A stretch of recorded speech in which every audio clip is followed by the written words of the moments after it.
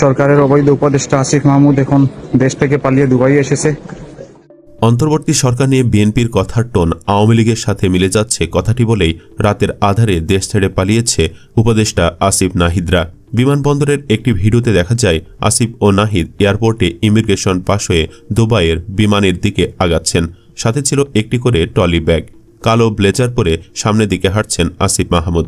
Dubai কেন যাচ্ছেন, কি জন্য যাচ্ছেন জানা যায়নি কিছুই। তবে কি বাংলাদেশ ছাড়া চিন্তা ভাবনা করছেন এই দুই উপদেষ্টা? রাজনৈতিক দল থেকে শুরু করে সাধারণ মানুষজন রহস্য খুঁজছেন এই দুই উপদেষ্টার বিদেশ সফর নিয়ে। মানুষের কাছে জিরো থেকে হিরো হয়ে যাওয়া আসিফ নাহিদ যেন মুহূর্তে নেমে গেলেন তলানিতে। মানুষের ভালোবাসায় হয়েছেন সরকার, কিন্তু করতে পারেননি আশা পূরণ। দেশের সাধারণ মানুষকে ধোঁকা দিয়ে নিজেদের পকেট ভারী করেছেন বলেও মন্তব্য করছেন অনেকে।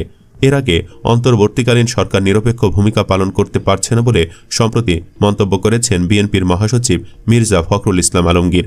অন্তর্বর্তীকালীন সরকার নিরপেক্ষ থাকতে না পারলে জাতীয় সংসদ নির্বাচনের সময় নিরপেক্ষ সরকারের প্রয়োজন হবে বলেও মন্তব্য করেন তিনি। এরপর বিষয়টি নিয়ে তীব্র প্রতিক্রিয়া ব্যক্ত করেন বৈষম্য বিরোধী ছাত্র আন্দোলনের উপদেষ্টা নাহিদ ইসলাম। তারই প্রেক্ষিতে নিজেদের অবস্থান পরিষ্কার করে এবং বিএনপির সমালোচনা করে ফেসবুকে স্ট্যাটাস দেন তথ্য ও সম্প্রচার উপদেষ্টা নাহিদ ইসলাম। ফেসবুক পোস্টে উল্লেখ করেন, বিএনপি মহাসচিব মির্জা ফখরুল ইসলাম আলমগীরের নিরপেক্ষ সরকারের দাবিকে আরেকটা ১/১১ সরকার গঠনের ইঙ্গিত বহন করে। এ ধরনের পরিকল্পনা গণতন্ত্র ও জাতীয় স্বার্থের বিরোধী।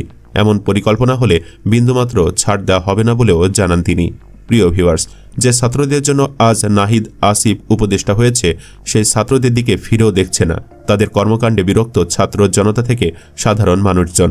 ক্ষমতা পেয়ে তারা নিজেদের অবস্থান পাকাপোক্ত করছে বলে সাধারণ নেটিজেনদের মতামত। আসিফ নাহিদরা দুবাই যাওয়ার পেছনে কারণ কি হতে পারে বলে আপনি মনে করছেন?